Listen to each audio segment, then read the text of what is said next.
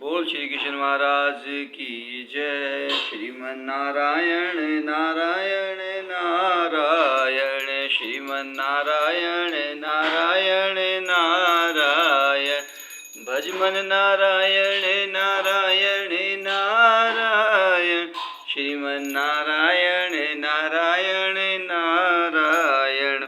बोल श्री कृष्ण महाराज की जय। श्रीमद् भगवत गीता अध्याय 6 ध्यान योग।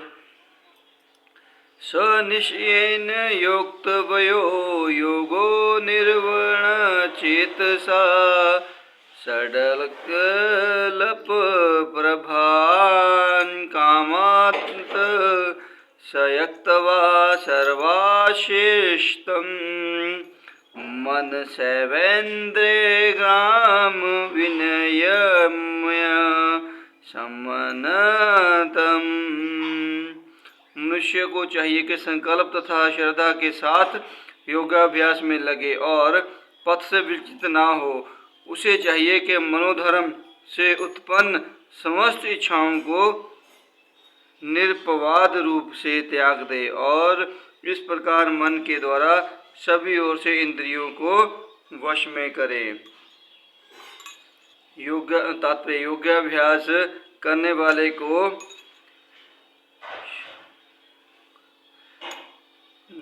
षड संकल्प होना चाहिए और उसे चाहिए कि बिना विचलित हुए धैर्य पूर्वक अभ्यास करे।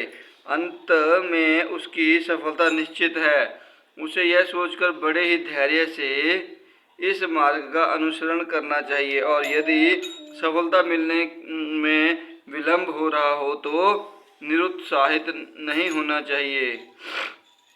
ऐसे दृढ़ अभ्यासी की सफलता सुनिश्चित है। भक्ति योग के संबंध में रूप गोस्वामी का कथन है, उत्साहित्रा श्रद्धा द्रयान्त तत्त कर्म परवर्तनात्, षडंग त्याग सत्सो वृत्ति श्रद्धि विमुक्ति परसिद्ध्यति। मनुष्य पूर्ण हार्दिक उत्साह, धैर्य तथा संकल्प के साथ भक्ति योग का पूर्ण पे पालन भक्त के साथ रहकर निर्धारित कर्मों के करने तथा सत्कार कार्यों में पूर्णतः लगे रहने से कर सकता है। जहाँ तक संकल्प की बात है, मनुष्य को चाहिए कि उसे गोरैया को का आदर्श ग्रहण करे, जिसके सारे अंडे पर समुद्र की लहरों में मगन हो गए थे। कहते हैं कि एक गोरैया ने समुद्र तट पर अंडे दिए, किंतु विशाल समुद्र उन्हें अपनी लहरों में समेट ले गया। इस पर गोरैया अत्यंत क्षुब्ध हुई और उसने समुद्र से अंडे लौटा देने के लिए कहा, किंतु समुद्र ने उसकी प्रार्थना पर कोई ध्यान नहीं दिया। अंत उसने समुद्र को सूखा डालने की ठान ली। वह अपनी नन्ही सी चोंच से समुद्र का पानी निकालने लगी। सभी उसके इस असभ्य संकल्प का उपहास करने लगे। उसके इस कार्य का स्वतंत्र चर्चा चलने लगी। तो अंत में भगवान विष्णु ने विराट वाहन पक्षीराज गरुड़ से यह बात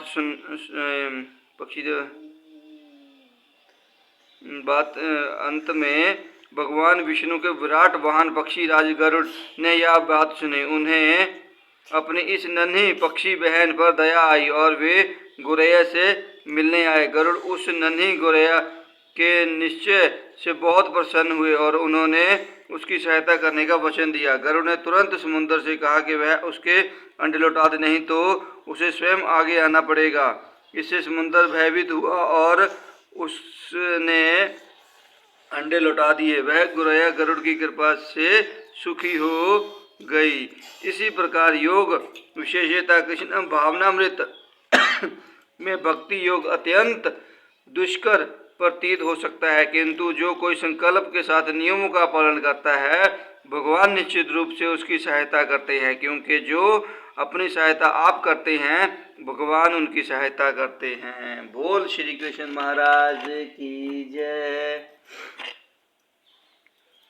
शनै शनै रूप मिद बुद्ध्यता, धृति गृहीत्या आत्म संसद्य मनम कृत्वा नाकृतिदपि चिंतयेत। धीरे धीरे कर्मक्ष पूर्व विश्वास पूर्वक बुद्धि के द्वारा समाधि में स्थित होना चाहिए और इस प्रकार मन को आत्मा में ही स्थित करना चाहिए तथा अन्य कुछ भी नहीं सोचना चाहिए। तात्पर्य समुचित विश्वास तथा बुद्धि के द्वारा मनुष्य को धीरे धीरे सारे इंद्रिय कर्म करने बंद कर देने चाहिए। यह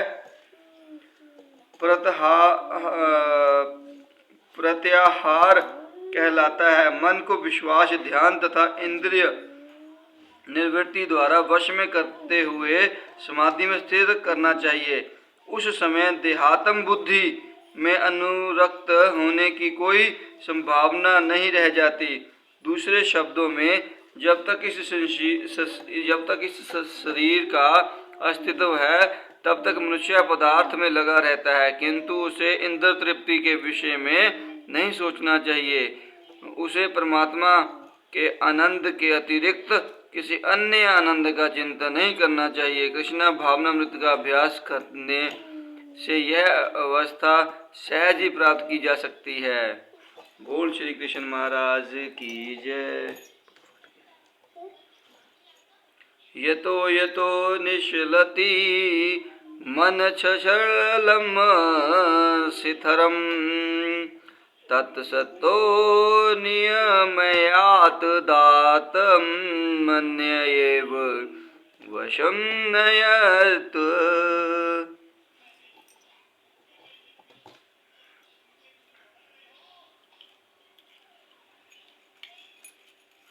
मन अपनी चंचलता तथा अस्थिरता के कारण जहाँ कहीं भी विचरण करता हो, मनुष्य को चाहिए उसे वहाँ से खींचे और अपने वश में लाए। तात्पर्य मन स्वभाव से चंचल और अस्थिर है, किंतु स्वरूप प्रसिद्ध योगी को मन को वश में लाना होता है। उस पर मन का अधिकार नहीं होना चाहिए। जो मन को वश में रखता है वह गोस्वामी या स्वामी कहलाता है, और जो मन के वशीभूत होता है वह गोदास अर्थात इंद्रियों का सेवक कहलाता है। गोस्वामी इंद्रिय सुख के मानक से भिन्न होता है। दिव्य इंद्रिय सुख वह है जिसमें इंद्रियां हृषिकेश अर्थात इंद्रियों के स्वामी भगवान कृष्ण की सेवा में लगी रहती है। शुद्ध इंद्रियों के द्वारा कृष्ण की सेवा ही कृष्ण चेतना या कृष्ण भावनामृत कहलाती है। इंद्रियों को पूर्ण वश में लाने की यही विधि है। इससे भी बढ़कर बात यह है कि वह योगाभ्यास की परम सिद्धि भी है। बोल श्री कृष्ण महाराज की जय। परशांत मनस होनम योगिन सुख मुक्तमं अपैति शांतरजस ब्रह्मभूत मकलशम। जिस योगी का मन मुझ में स्थिर रहता है वह निश्चय ही दिव्य सुख की सर्वोत्तम सिद्धि प्राप्त करता है। वह रजोगुण से परे हो जाता है। वह परमात्मा के साथ अपनी गुणात्मक एकता को समझता है और इस प्रकार अपने समस्त विगत कर्मों के फल से निवृत्त हो जाता है। तात्पर्य ब्रह्मभूत वह अवस्था है जिसमें भौतिक कल्मष से मुक्त होकर भगवान की दिव्य सेवा में स्थिर हुआ जाता है।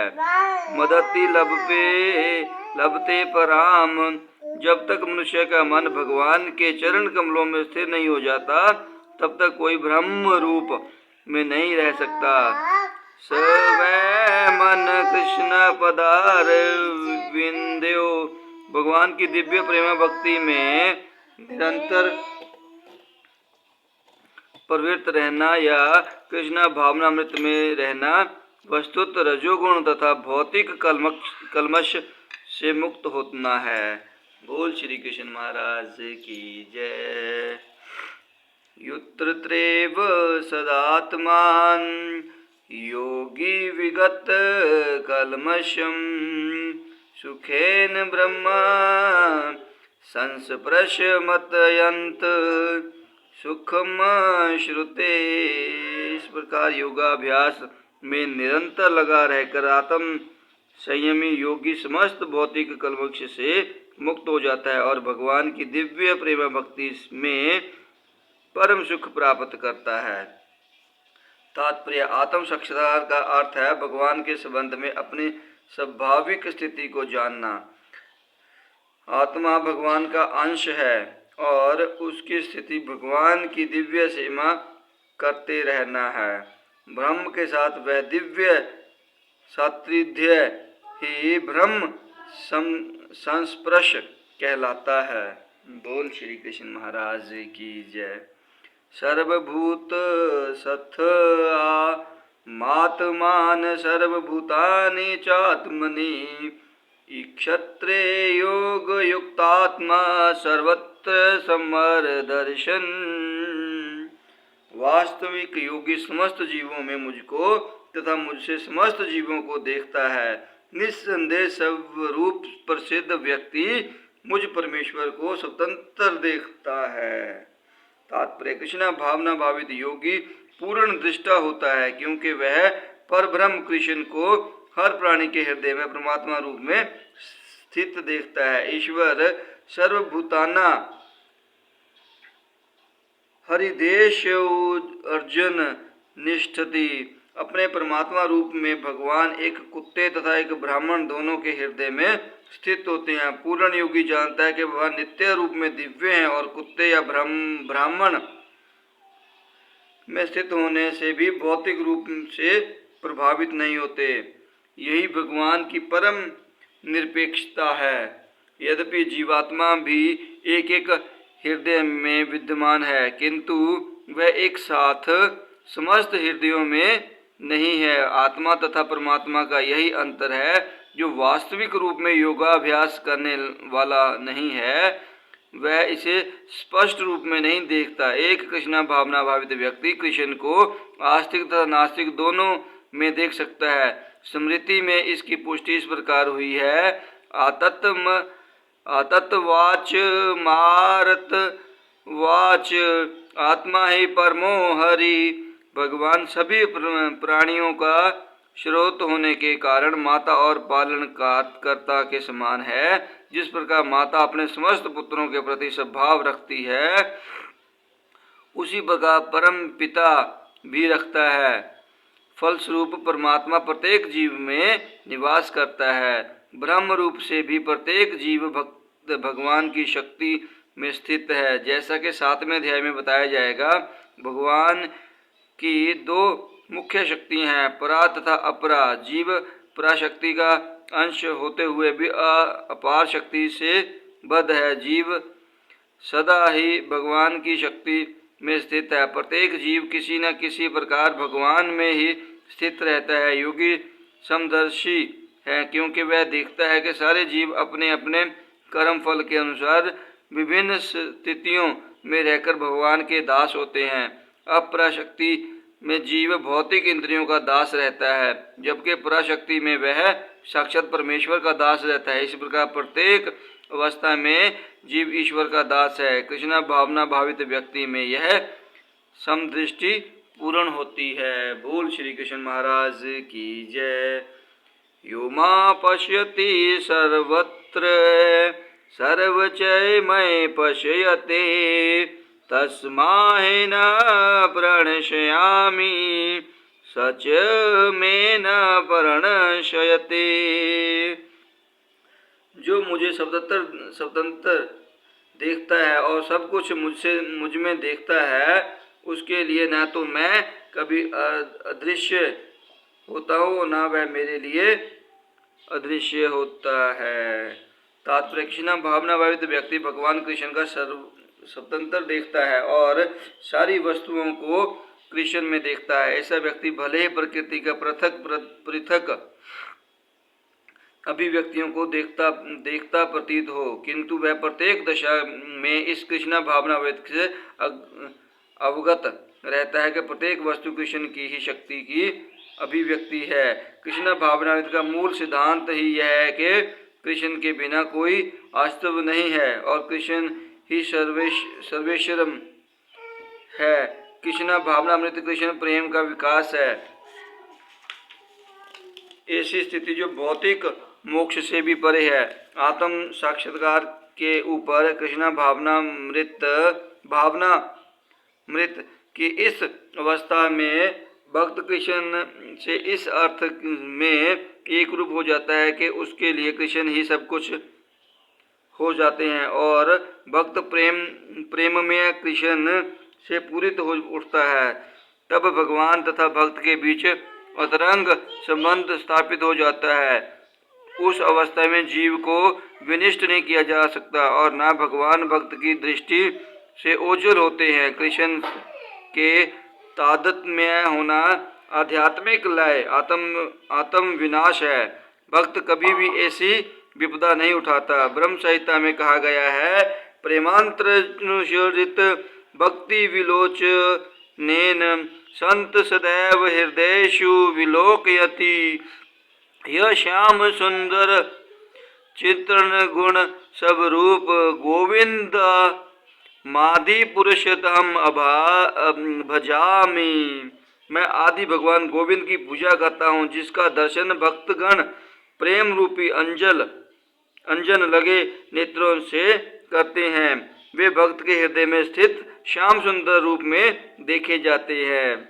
इस अवस्था में ना तो भगवान कृष्ण अपने भक्त की दृष्टि से ओझल होते हैं और ना भक्त ही उनकी दृष्टि से ओझल हो पाते हैं। यही बात योगी के लिए भी सत्य है, क्योंकि वह अपने हृदय के भीतर परमात्मा रूप में भगवान का दर्शन करता रहता है। ऐसा योगी शुद्ध भक्त बन जाता है और अपने अंदर भगवान को देखे बिना एक क्षण भी नहीं रह सकता। बोल श्री कृष्ण महाराज की जय। सर्वभूत स्थित यो मां भजत एक तव मासिथत सर्वधा वर्तमानोऽपि स योगी मये वर्तते। जो योगी मुझे तथा परमात्मा को अभिन्न जानते हुए परमात्मा की भक्ति पूर्वक सेवा करता है, वह हर प्रकार से मुझ में सदैव स्थित रहता है। तात्पर्य, जो योगी परमात्मा का ध्यान करता है वह अपने अंतकरण में चतुर्भुज विष्णु का दर्शन कृष्ण के पूर्ण रूप में शंख चक्र गदा तथा कमल पुष्प धारण किए करता है। योगी को यह जानना चाहिए कि विष्णु कृष्ण से भिन्न नहीं है। परमात्मा रूप में कृष्ण जन जन में के हृदय में स्थित है। यही नहीं, असंख्य जीवों के हृदय में स्थित असंख्य परम आत्माओं में कोई अंतर नहीं है। ना ही कृष्ण की दिव्य प्रेम भक्ति में निरंतर व्यस्त व्यक्ति तथा परमात्मा के ध्यान में निरत एक पूर्ण योगी के बीच कोई अंतर है। कृष्ण भावनामृत में योगी सदैव कृष्ण में ही स्थित रहता है, भले ही भौतिक जगत में वह विभिन्न कार्यों में व्यस्त क्यों न हो। इसकी पुष्टि शील रूप गोस्वामी कृत भक्ति रसामृत सिंधु में हुई है। निखिला सबप्य वस्थासु जीन मुक्त सयुच्यते। कृष्णा भावनामृत में रत रहने वाला भगवदक स्वतंत्र मुक्त हो जाता है। नारद पश्चित्रात्र में इसकी पुष्टि इस प्रकार हुई है। दिकालाधन वक्षत्रे कृष्णे चेतो विधाय च तन्मयो भवति कृष्णप्रिय जीवो ब्राह्मणे योजयते। देश काल से अतीत तथा सर्वव्यापी श्री कृष्ण के दिव्य स्वरूप में ध्यान एकाग्र करने से मनुष्य श्री कृष्ण के चिंतन में तन्मय हो जाता है और तब उनके दिव्य सात्रिध्य की सुखी अवस्था को प्राप्त होता है। योगाभ्यास में समाधि की सर्वोच्च अवस्था कृष्ण भावनामृत है। केवल इस ध्यान से कि कृष्ण प्रत्येक जन के हृदय में परमात्मा रूप में उपस्थित है, योगी निर्देश हो जाता है। वेदों से भगवान की इस अचिंत्य शक्ति की पुष्टि हर इस प्रकार होती है। एकोपि सन बहुधा योबवाति। यद्यपि भगवान एक है, किंतु वह जितने सारे हृदय हैं उनमें उपस्थित रहता है। इसी प्रकार स्मृति शास्त्र का कथन है, एक एव परो विष्णु सर्वव्यापी न संशयम। ऐश्वर्याद एक रूपमेक च सूर्यवत बहुधेयते। विष्णु एक है, फिर भी वे सर्वव्यापी हैं। एक रूप होते हुए भी वे अपनी अचिंत्य शक्ति से स्वतंत्र उपस्थित रहते हैं। जिस प्रकार सूर्य एक ही समय अनेक स्थानों में दिखता है। बोल श्री कृष्ण महाराज की जय। आत्मोपय येन स्वतंत्र सम पश्यति यो अर्जुन सुखं वा यदि वा दुख स योगी परमो मतम। हे अर्जुन, वह पूर्ण योगी है जो अपनी तुलना से समस्त प्राणियों की उनके सुखों तथा दुखों में वास्तविक समानता का दर्शन करता है। तात्पर्य, कृष्ण भावना भावित व्यक्ति पूर्ण योगी होता है। वे अपने व्यक्तिगत अनुभव से प्रत्येक प्राणी के सुख तथा दुख में अवगत होता है। जीव के दुख का कारण ईश्वर से अपने संबंध का विस्मरण होना है। दुख का कारण कृष्ण को मनुष्यों के समस्त कार्यों का परम भोक्ता, समस्त भूमि तथा लोकों का स्वामी एवं समस्त जीवों का परम हितैषी मित्र समझना है। पूर्ण योगी यह जानता है कि भौतिक प्रकृति के गुणों से प्रभावित बद्ध जीव कृष्ण से अपने संबंध को भूल जाने के कारण 3 प्रकार के भौतिक तापों दुखों को भोगता है। और चूंकि कृष्ण भावना भावित व्यक्ति सुखी होता है, इसलिए वह कृष्ण ज्ञान की स्वतंत्र वितरित कर देना चाहता है। चूंकि पूर्ण योगी कृष्ण भावना भावित बनने के महत्व को घोषित करना चाहता है। अंत वह विश्व का सर्वश्रेष्ठ उपकारी एवं भक्त का परितम सेवक है।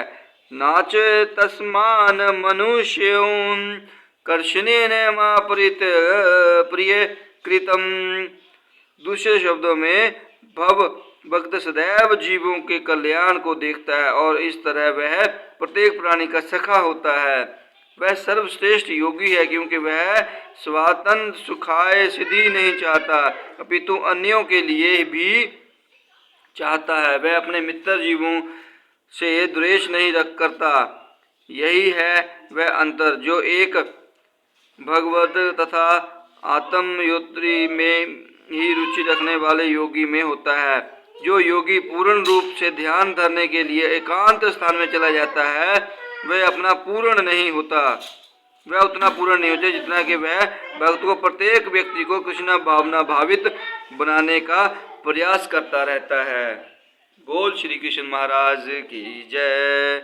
अर्जुन उवाच योच योग सत्वया योक्त सामयेन मधुसूदन एतस्या सहायेन पश्यामि चत्रलवासिति सिद्धराम। अर्जुन ने कहा, हे मधुसूदन, आपने जिस योग पद्धति का संक्षेप में वर्णन किया है वे मेरे लिए अव्यवहारिक तथा असहनीय है, क्योंकि मन चंचल तथा अस्थिर है। तात्पर्य, भगवान श्री कृष्ण ने अर्जुन के लिए सूचो देशों से लेकर योगी परमो मत तथा तक जिस योग पद्धति का वर्णन किया है उसे अर्जुन अपनी असमर्था के कारण अस्वीकार कर रहा है। इस कलयुग में सामान्य व्यक्ति के लिए यह संभव नहीं है कि वह अपना घर छोड़कर किसी पर्वत या जंगल के एकांत स्थान में जाकर योगाभ्यास करे। आधुनिक युग की विशेषता है अल्पकालिक जीव के लिए घोर संघर्ष। लोग सरल व्यवहारिक साधनों से भी आत्म साक्षात्कार के लिए उत्सुक या गंभीर नहीं है। तो फिर इस कठिन योग पद्धति के विषय में क्या कहा जा सकता है, जो जीवन शैली, आसन विधि, स्थान के चयन तथा भौतिक व्यवस्थाओं से विरक्ति का नियमन करती है। व्यवहारिक व्यक्ति के रूप में अर्जुन ने सोचा कि इस योग पद्धति का पालन असंभव है। भले ही वह कई बातों में इस पद्धति पर खरा उतरता था। वह राजवंशी था और उसमें अनेक सद्गुण थे। वह महान योद्धा था। वह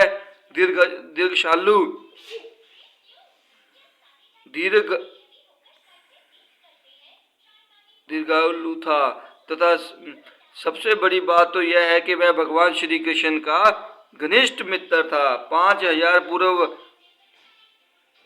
5000 वर्ष पूर्व अर्जुन को हमसे अधिक सुविधाएं प्राप्त थी, तो भी उसने इस योग पद्धति को स्वीकार करने से मना कर दिया। वास्तव में इतिहास में कोई ऐसा प्रलेख प्राप्त नहीं है जिससे यह ज्ञात हो सके कि उसने कभी योगाभ्यास किया हो। अंत इस पद्धति को इस कलयुग के लिए सर्वदा दुष्कर समझना चाहिए। हाँ, कतिपय विरले व्यक्तियों के लिए यह पद्धति सुगम हो सकती है, किंतु सामान्य जनों के लिए यह असंभव प्रस्ताव है। यदि 5000 वर्ष पूर्व ऐसा था, तो आधुनिक समय के लिए यह कहना, जो लोग विभिन्न तथाकथित स्कूलों तथा समितियों के द्वारा इस योग पद्धति का अनुसरण कर रहे हैं, भले ही संतोषजनक प्रतीत हो, किंतु वे सचमुच ही अपना समय गंवा रहे हैं। वे अपने अभीष्ट लक्ष्य के प्रति श्रद्धा ज्ञानी हैं। बोल श्री कृष्ण महाराज की जय। चत्रल ही मन कृष्ण परमाधि बल बृदड़म तस्याह निर्गय मने वायोरिव सुदूष करम। हे कृष्ण, चूंकि मन चंचल, उच्छृंखल, हठीला तथा अत्यंत बलवान है, अंत मुझे इसे वश में करना वायु को वश में करने से भी अधिक कठिन लगता है। तात्पर्य: मन इतना बलवान तथा दुराग्रही है कि कभी कभी यह बुद्धि का उल्लंघन कर देता है, यद्यपि उसे बुद्धि के अधीन माना जाता है। इस व्यवहार जगत में जहाँ मनुष्य को अनेक विरोधी तत्वों से संघर्ष करना होता है, उसके लिए मन को वश में कर पाना अत्यंत कठिन हो जाता है। कृत्रिम रूप में मनुष्य अपने मित्र तथा शत्रु दोनों के प्रति मानसिक संतुलन स्थापित कर सकता है, किंतु अंतिम रूप में कोई भी संसारी पुरुष ऐसा नहीं कर पाता, क्योंकि ऐसा कर पाना वेगवान वायु को वश में करने से भी कठिन है। वैदिक साहित्य में कहा गया है, आत्मान रथिन विधि शरीर रथ में वच, बुद्धि तू सारथी विधि मन पर ग्रह में वच, इंद्रियाणि हयानाहुर्ष यर सतेषु गोचरान, आत्मेन्द्रिय मनोयुक्त भौतिक्त याहु मरनिष्यम्। प्रत्येक व्यक्ति इस भौतिक शरीर रूपी रथ पर आरूढ़ है और बुद्धि इसका सारथी है। मन लगाम है तथा इंद्रियां घोड़े हैं। इस प्रकार मन तथा इंद्रियों की संगति से वह आत्मा सुख या दुख का भोगता है, ऐसा बड़े बड़े चिंतकों का कहना है। यद्यपि बुद्धि को मन का नियंत्रण करना चाहिए, किंतु मन इतना प्रबल तथा हठी है कि इसे अपनी बुद्धि से भी जीत पाना कठिन हो जाता है। इस प्रकार के अच्छी से अच्छी दवा द्वारा कभी कभी रोग वश में नहीं हो पाता। ऐसे प्रबल मन को योगाभ्यास द्वारा वश में किया जा सकता है, किंतु ऐसा अभ्यास कर पाना अर्जुन जैसे संसारी व्यक्ति के लिए कभी भी व्यवहारिक नहीं होता। तो फिर आधुनिक मनुष्य के संबंध में क्या कहा जाए? यहाँ पर प्रयुक्त उपमा अत्यंत उपयुक्त है। झंझावात को रोक पाना कठिन है और उच्छृंखल मन को रोक पाना तो और भी कठिन है। मन को वश में रखने का सरलतम उपाय जिसे भगवान चैतन्य ने सुझाया यह है कि समस्त दैन्यता के साथ मोक्ष के लिए हरे कृष्ण महामंत्र का कीर्तन किया जाए। विधि है स वै मन कृष्ण पदारविंद्यो। मनुष्य को चाहिए कि वह अपने मन को पूर्णतः कृष्ण में लगाए, तभी मन को विचलित करने के लिए अन्य व्यस्तताएं शेष नहीं रह जाएंगी। बोल श्री कृष्ण महाराज की जय। श्रीमन नारायण नारायण नारायण, श्रीमन नारायण नारायण नारायण, भजमन नारायण नारायण नारायण, श्रीमन नारायण नारायण नारायण। बोल श्री कृष्ण महाराज की जय। ओम सूर्य देवाय नमः।